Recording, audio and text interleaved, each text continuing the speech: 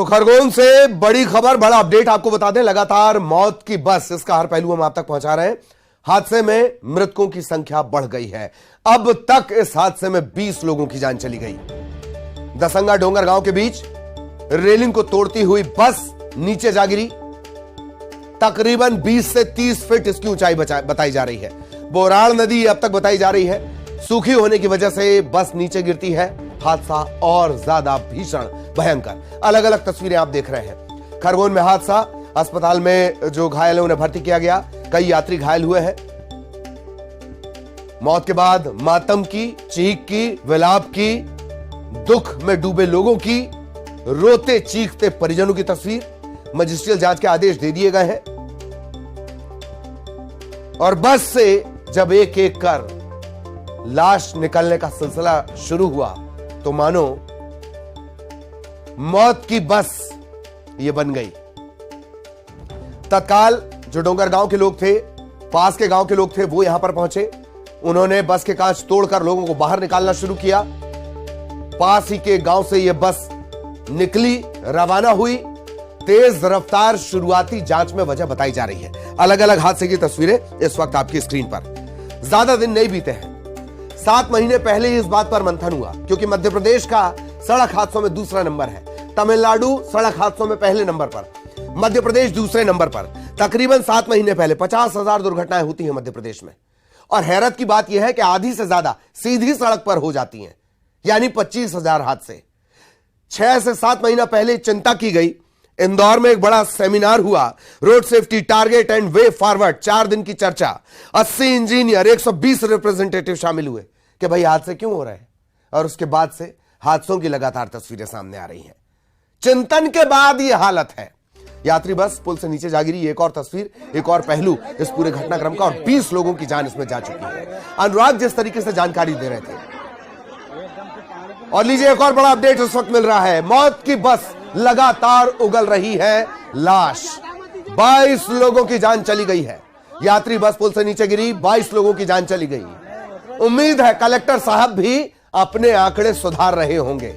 बस हादसे में मृतकों का आंकड़ा लगातार बढ़ रहा है। जो हादसे की खबर शुरुआत में पता चला 10 लोगों की जान गई, इसके बाद पता चला 15 लोगों की जान गई, 15 से आंकड़ा 17 तक पहुंचता है। और अब इस हादसे में अब तक 22 लोगों की जान चली गई। कितने लोग बस में सवार होते होंगे? 40 से 60 के बीच जो एक्चुअल कैपेसिटी किसी बस की होती है, उसमें से 22 लोगों की जान चली गई। अंदाजा लगा लीजिए। शुरुआत में कहा गया बस ओवरलोड नहीं है, पर बढ़ता हुआ आंकड़ा यह बता रहा है। मैं हूं एसपी कटरा से मेरी बात हुई है और परिवहन के अधिकारियों से बात हुई है कि पहला काम हमारा यह है कि हम जो हमारे घायल व्यक्ति हैं उनको अस्पताल तक पहुंचाएं, उनकी जान बचाएं। माननीय मुख्यमंत्री जी द्वारा 4-4 लाख रुपया की राशि मृतकों के लिए और 50,000 रुपया की राशि घायलों के लिए दे दी गई है, वो उन तक पहुंच जाएगी।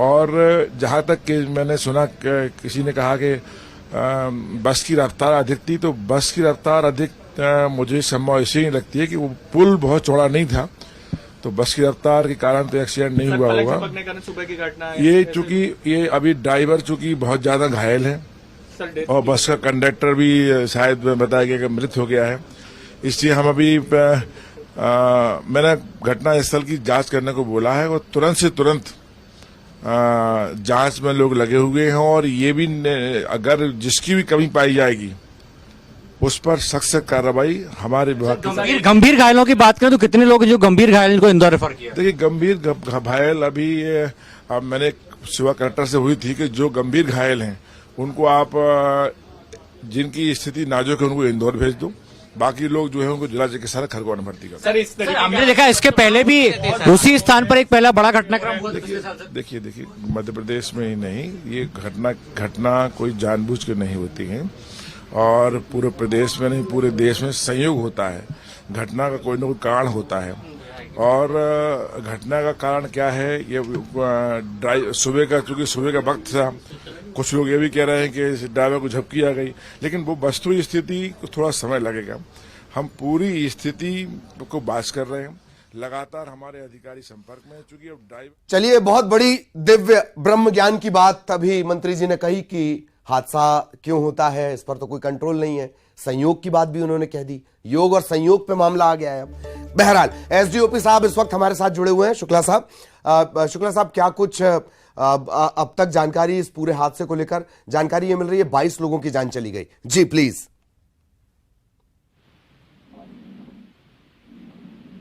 जी राकेश मोहन साहब, आपको मेरी आवाज आ रही है? एसडीओपी साहब,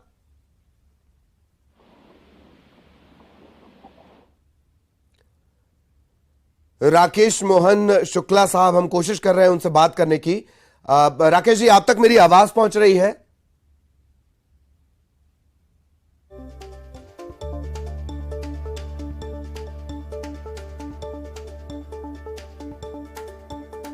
चलिए आगे हम उनसे बात करने की कोशिश करेंगे।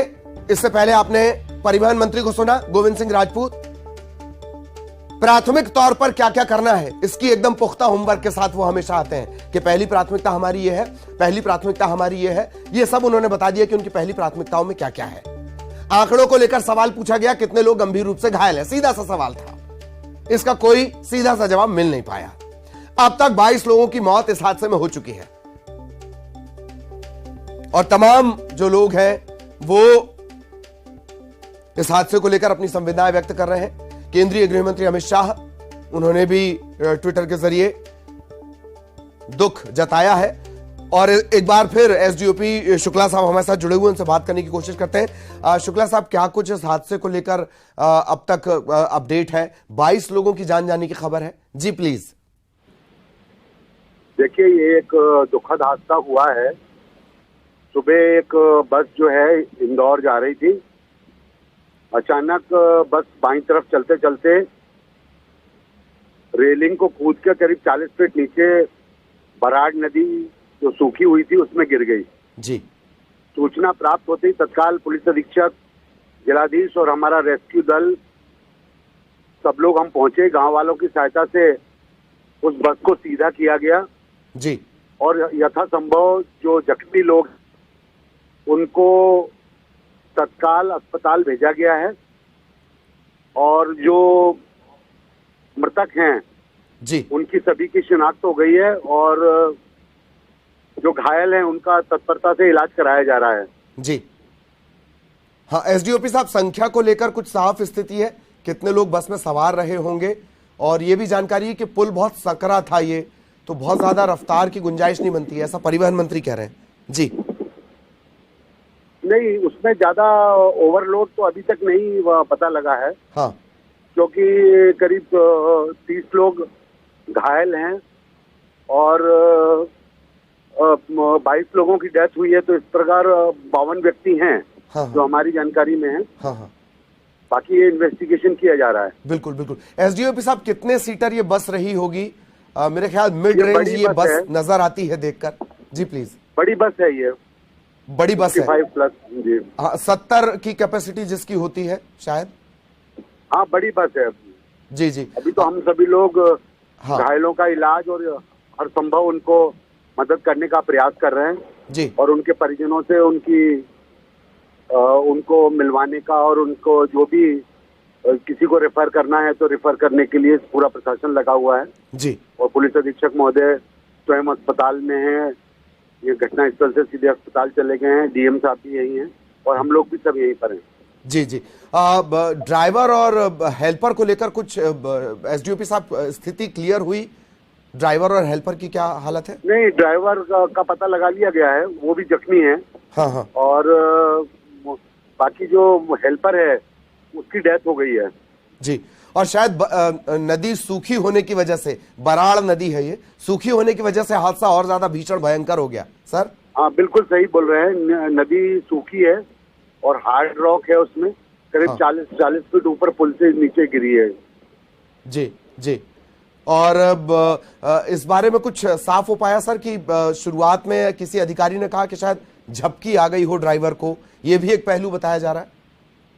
नहीं, ये इन्वेस्टिगेशन का पार्ट है। अभी हम लोगों से अभी हमारा प्राथमिक काम हाँ, जो है कि हाँ, हाँ। जितनी ज्यादा से ज्यादा जान उसमें बचाई जा सके, जिसमें मेडिकल हेल्प के लिए है। हाँ। और क्योंकि वो गाड़ी अचानक बाएं से चलते चलते एकदम राइट साइड में रेलिंग कूदी है, तो इससे लग रहा है कि कुछ न कुछ ऐसी बात हुई है कि अचानक क्या हुआ कि एक तरफ गाड़ी चली गई, या तो कोई झपकी आई, हाँ, या फिर कोई स्टीयरिंग वगैरह फेल हुआ थे, या अब इन्वेस्टिगेशन में पता लगाया जाएगा। टेक्निकल ग्लिच भी हो सकता है, कोई मैनुअल ना होकर मशीनी ग्लिच भी हो सकता है। सर आप ये कहना चाह रहे हैं? हाँ, हो सकता है। जी जी जी। प्राइमा फेसी आपको क्या लगता है इस पूरे घटनाक्रम को देखकर कि क्या वजह होगी? फिटनेस वगैरह तो जाहिर तौर पर आप चेक करेंगे, निजी ट्रेवल्स की बस है ये। हाँ, बसेस ये रेगुलर इस रूट पे चलने वाली बस थी। हाँ तो हाँ इसके फिटनेसेस वगैरह तो चेक बाद में किए जाएंगे और निश्चित होंगे भी शायद। हाँ हाँ पर नेग्लिजेंस तो है, प्राइमरी फेसिया नेग्लिजेंस ड्राइवर का है। हाँ हाँ हाँ। एसडीओपी साहब, एक थोड़ा सा और बड़े पर्सपेक्टिव का मैं आपसे सवाल जानना चाहूंगा, चूंकि आप फील्ड पे तैनात रहते हैं। मध्य प्रदेश दूसरे नंबर पर है सड़क हादसों में, और यंगस्टर्स की सबसे ज्यादा मौत होती है। 25,000 हादसे तो सीधी सड़क पर होते हैं सर। हाँ, लोगों को तो ट्रैफिक अवेयरनेस बढ़ाना चाहिए। तो हम लोग लगातार प्रश्न करते हैं, लोगों को मोटिवेट करते हैं, हाँ। प्रोग्राम चलाते हैं, हाँ। हेलमेट के ड्राइव चलाते हैं। लोगों को भी थोड़ा सा अपनी जिंदगी के प्रति, अपने परिवार के प्रति विचार रखना चाहिए जी। कि ट्रैफिक रूल्स का पालन करेंगे तो हादसे कम से कम होंगे। हाँ नहीं, लेकिन शुक्ला साहब, पुलिस तो हमें हमेशा नजर आती है, ट्रैफिक पुलिस तो हमेशा मुस्तैद नजर आ रही है। आरटीओ की भी तो जिम्मेदारियां बनती हैं। और इस पे तो मैं कोई टिप्पणी नहीं कर सकता। जी, ठीक ठीक ठीक। बहुत बहुत धन्यवाद राकेश मोहन शुक्ला साहब, आप एसडीओपी हमारे साथ जुड़े हुए थे। अब जरा जो अपडेट राकेश मोहन शुक्ला साहब से बातचीत के बाद मिले हैं। तकरीबन 40 फीट की ऊंचाई से बस गिरी है। एक पहलू 40 फीट की, ये नीचे जो जमीन है वो पथरीली है, रॉक जमीन है, और यही वजह है कि हादसा और ज्यादा भीषण हो गया। बराड़ नदी है ये, 40 फीट ऊपर से बस नीचे गिरी है। एक और बात जो उन्होंने महत्वपूर्ण बताई है कि सीधी जाती हुई बस अचानक से बाएं मुड़ जाती है, रेलिंग को तोड़कर नीचे गिर जाती है। यह स्टीयरिंग फेल की वजह से हो सकता है, यह झपकी आने की वजह से हो सकता है, यह हो सकता है कि मशीन बस के किसी पार्ट ने काम ना किया हो। अब फिर बात वहीं चली जाती है कि बस का अगर कोई पार्ट काम नहीं कर रहा है तो यह चेक करने की जिम्मेदारी किसी की? यह आरटीओ महकमे की है। और आरटीओ महकमा क्या कर रहा है? आरटीओ महकमा, लीजिए अब इसी तरीके से परतें खुलेंगी। बस का नंबर MP10 P7755, परमिट का कोई रिकॉर्ड नहीं पता चल रहा है, इंश्योरेंस की कोई जानकारी नहीं मिल रही है, बस का इंश्योरेंस ही नहीं था। मजाल है आप किसी पुलिस वाले के सामने से अपनी गाड़ी ले जा ले और वो इंश्योरेंस आपका छोड़ दे, लेकिन इस बस का इंश्योरेंस नहीं था। यह एकदम क्लियर है, बस का इंश्योरेंस नहीं था। MP10 P7755, यह एक बड़ा अपडेट आपकी स्क्रीन पर। 22 लोगों की जान चली गई। 22 लोगों की जान जाने के बाद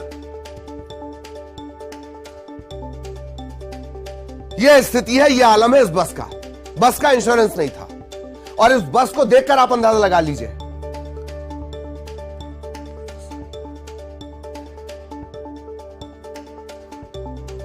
तो लगातार इसे लेकर दुख भी जताया जा रहा है।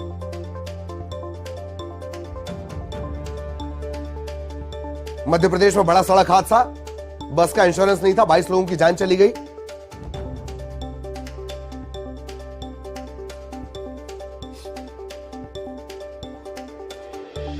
परमिट का कोई रिकॉर्ड नहीं। जगत प्रकाश नड्डा, जेपी नड्डा। मध्य प्रदेश के खरगोन में बस दुर्घटना, कई लोगों के हताहत होने का समाचार अत्यंत दुखद। स्थानीय प्रशासन तत्परता से राहत और बचाव कार्य में लगा हुआ है।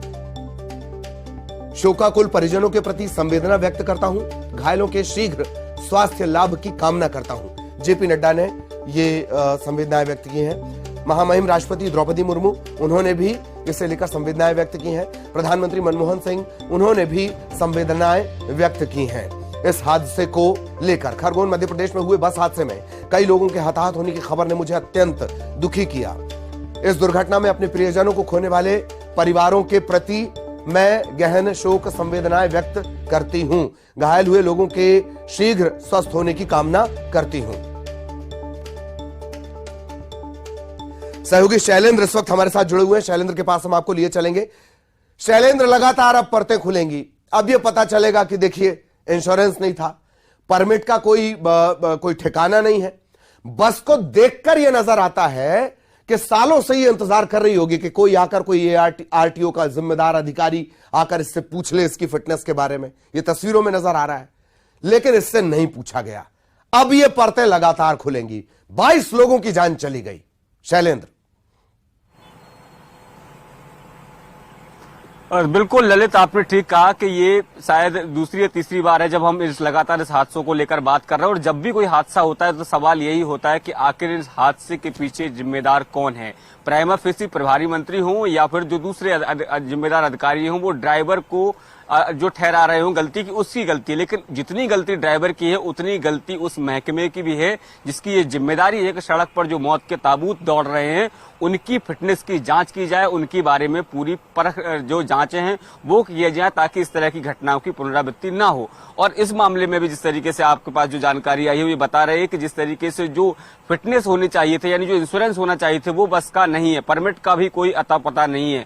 जैसा कि मैंने पहले भी बताया था कि ग्रामीण इलाकों में अधिकांश बसें वो बसें होती हैं जो शहर से अनफिट घोषित हो जाती हैं, उनको ग्रामीण इलाकों में चलाया जाता है। और ऐसे में जो महकमा है, यानी जो परिवहन विभाग है, उसकी जिम्मेदारी होती है कि उन बसों की फिटनेस, परमिट, इंश्योरेंस और तमाम जो मापदंड होते हैं उनको वो पूरा करती है या न करती हूँ, इस बात की पुष्टि जो है समय समय पर होती रहनी चाहिए। लेकिन जब कोई घटनाक्रम होता है उसके बाद जो है स्थानीय प्रशासन जागता है और ये दावे करता है, क्योंकि अब से कुछ देर पहले प्रभारी मंत्री खरगोन कमल पटेल से भी जब हमारी बात हुई, उन्होंने कहा कि कहीं न कहीं गंभीर लापरवाही ड्राइवर की तरफ से, सरकार की तरफ से लगातार मुहिम जो है वो चलाई जाती है। मुहिम और सख्त तरीके से चले इस दिशा में वह निर्देश देंगे। मुख्यमंत्री से भी उनकी बात हुई है।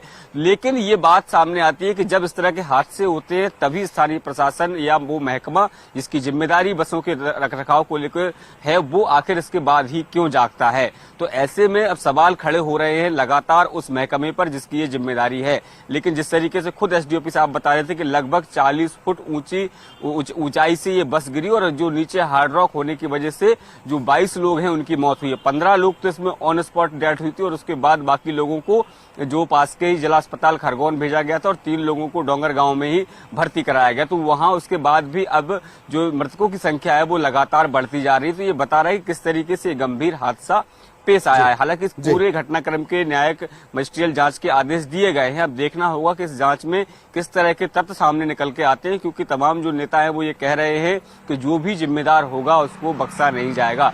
भले ही आप ये बख्शने की बात कर रहे हो, उनको ये वेतन वृद्धि रोकना या सस्पेंशन का ऑर्डर आप जारी भी कर देंगे, लेकिन क्या इन 22 जो जाने गई हैं अभी तक उनकी भरपाई किसी तरीके से हो सकती है? तो आवश्यक है कि हादसों के बाद जांच हो। उसके जरूरी है कि अगर हादसों के पहले ही ये महकमा अगर सही तरीके से अपना काम करे तो इस तरह के हादसे ही सामने ना आए। जी। और लगातार शोक संवेदनाओं का दौर चल रहा है। हो सकता है अगर मैंने गलत कोई नाम ले लिया हो, उसके लिए आप मुझे माफ करें। प्रधानमंत्री मोदी ने भी दुख जताया है। स्थानीय प्रशासन मौके पर पहुंचकर हर संभव मदद में जुटा है और प्रधानमंत्री राहत कोष से भी मदद का ऐलान किया गया है। मुख्यमंत्री शिवराज सिंह चौहान ने भी इस हादसे को लेकर दुख जताया। खरगोन जिले में जो यह हादसा हुआ, डोंगरगांव और दसंगा के बीच सड़क हादसा, असामयिक मौत पर उन्होंने दुख जताया है। मध्य प्रदेश की पूर्व मुख्यमंत्री उमा भारती, उन्होंने भी शोक संवेदनाएं अपनी ट्विटर के जरिए प्रकट की हैं। सड़क हादसे की तरफ जिक्र अभी शैलेंद्र कर रहे थे। सितंबर की रिपोर्ट यह कहती है मध्य प्रदेश में सड़क हादसों की सबसे बड़ी रिपोर्ट, सड़क हादसे 6 सबसे बड़ा जानलेवा कारण और 84% इसमें युवा शिकार होते हैं। याद करिए अनुराग जिस तरीके से मृतकों के बारे में जानकारी दे रहे थे, ज्यादातर युवा है या तो वो उसके दहलीज पर है। हालांकि ये बस है, लेकिन हादसों की ज्यादातर वजह ओवर स्पीडिंग तब सामने आई थी। ये सरकारी आंकड़े हैं। Police training and research institute Madhya Pradesh के सड़क हादसों पर यह रिपोर्ट तैयार की गई और यह इंस्टीट्यूट सुप्रीम कोर्ट के गाइडलाइन के तहत इस रिपोर्ट को तैयार करता है।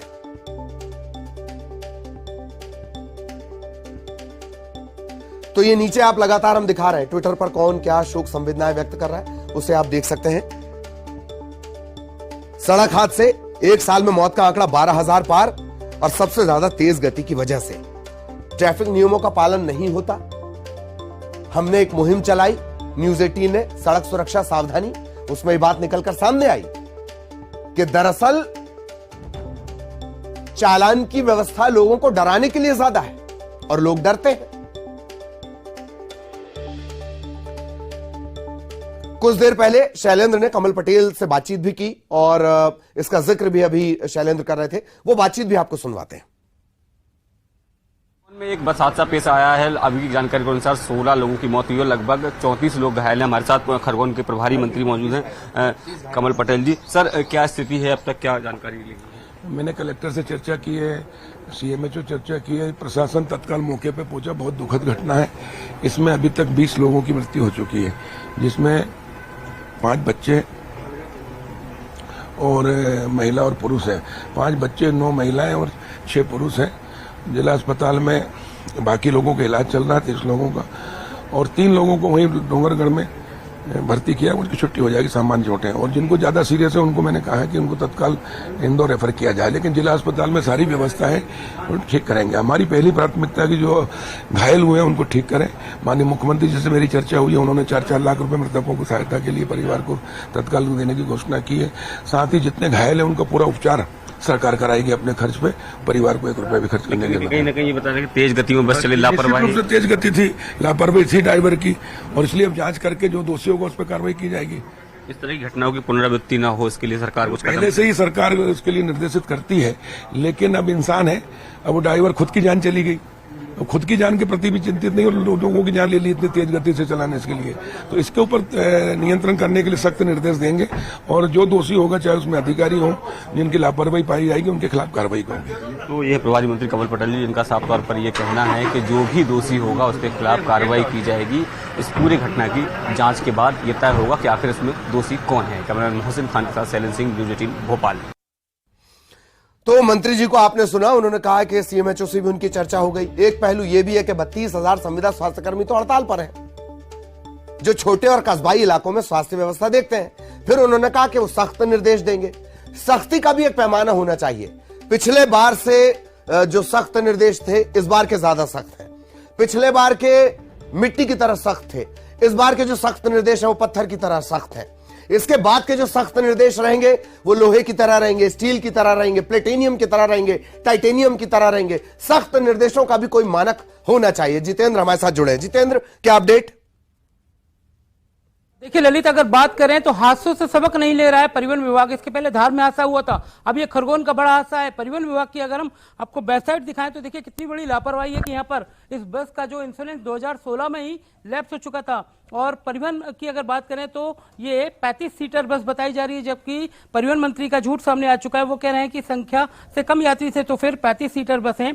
22 लोगों की मौत हो चुकी है, 30 से ज्यादा लोग घायल हैं, तो फिर ये क्षमता से ज्यादा नहीं है तो क्या है? और ये हादसों से बरगलाने की वाली बात हो रही है। ये हादसों से सबक नहीं लिया जा रहा है। 2016 में अगर ये लैप्स हो गया इसका इंश्योरेंस, तो परिवहन विभाग ने क्यों कार्रवाई की? और ऐसी कितनी ये मौत की बसें सड़कों पर दौड़ रही हैं, अनफिट बसें सड़कों पर दौड़ रही हैं। हादसे हर 2-4 महीने में सामने आते हैं, जिसमें कई लोग बेकसूर लोग काल के गाल में समा जाते हैं। हम रचित जी से जानकारी लेते हैं, क्या अपडेट है, किसके नाम पे बसती है? जितेंद्र, जो बस का नंबर है वो MP 10P7755 है, जो कि नीरज सेवानी के नाम पर रजिस्टर है। और ये बस खरगोन की है, खरगोन के नीरज सेवानी के नाम पर रजिस्टर है। अगर हम इस बस की फिटनेस की बात करें तो फिटनेस जो मंत्री जी बता रहे हैं कि 2024 तक का है, वो सही है। लेकिन परमिट की अगर हम बात करें तो इस बस को ना तो कोई परमिट दिया गया है, आप देख सकते हैं जीरो। मैं कैमरामैन साथी अजय से कहूंगा कि नो रिकॉर्ड दिखाई दे रहा है। ये मैं नहीं कह रहा हूं, ये परिवहन विभाग की वेबसाइट कह रही है कि जिसमें नो रिकॉर्ड लिखा हुआ है। इस वेबसाइट के अंदर नो रिकॉर्ड शो हो रहा है। और साथ ही साथ अगर हम इस इंश्योरेंस की बात कर लें, अगर बस के जो भी हादसे होते हैं उसके लिए इंश्योरेंस वगैरह जो क्लेम करने की बात होती है, तो ये बस का जो इंश्योरेंस है, जो नेशनल कंपनी के द्वारा जो इंश्योरेंस होता है, वो 2016 के बाद से कैमरामैन साथी से कहूंगा कि दिखाएं दर्शकों को कि 2015 के बाद से को ये वैलिड था। उसके बाद 2016 को इसकी वैलिडिटी खत्म हो गई थी। 2016 से आज 2023 हो गया है, परिवहन विभाग ने इसको चेक तक नहीं किया और बस ये रफ्तार से सड़क पर दौड़ रही थी, जिसके कारण आज 22 लोगों की मौत हो गई। कोई इमरजेंसी विंडो नहीं थी जब होती है आपातकालीन विंडो? हाँ, कोई इमरजेंसी आपातकालीन विंडो नहीं थी। अगर हिस्ट्री की बात करें तो हिस्ट्री भी खाली है पूरी बस की। एनओसी की बात करें तो एनओसी भी कुछ नहीं दिखाई दे रही है, नो रिकॉर्ड दिखाई दे रहा है। तो किस तरीके से बसों की चेकिंग हो रही है, किस तरीके से बसों को देखा जा रहा है, ये कोई नहीं चेक कर रहा है। जी जी, कितनी बसें हैं जो अभी सड़कों पर बेलगाम दौड़ रही हैं, जिसके लिए परिवहन विभाग को कोई मुहिम तेज करना होगी। ललित, जी जी, परिवहन विभाग को मुहिम तेज करनी होगी, लेकिन यह मुहिम होनी चाहिए पड़ताल की, यह मुहिम होनी चाहिए जांच की। अगर जबलपुर के एआरटीओ की बात करें तो अगर उनसे मुहिम तेज करने को कहा जाएगा तो वो कमाई की मुहिम तेज कर देते हैं। 650 गुना संपत्ति उनके पास से मिलती है। बहुत गहरे कनेक्शन है, बार बार मैं इसका जिक्र करता हूं। आप सभी हमारे साथ लगातार बने रहिए। तो मौत की बस, इसके हर पहलू को हम अपने दर्शकों तक पहुंचा रहे हैं। एक ब्रेक के लिए रुक रहे हैं।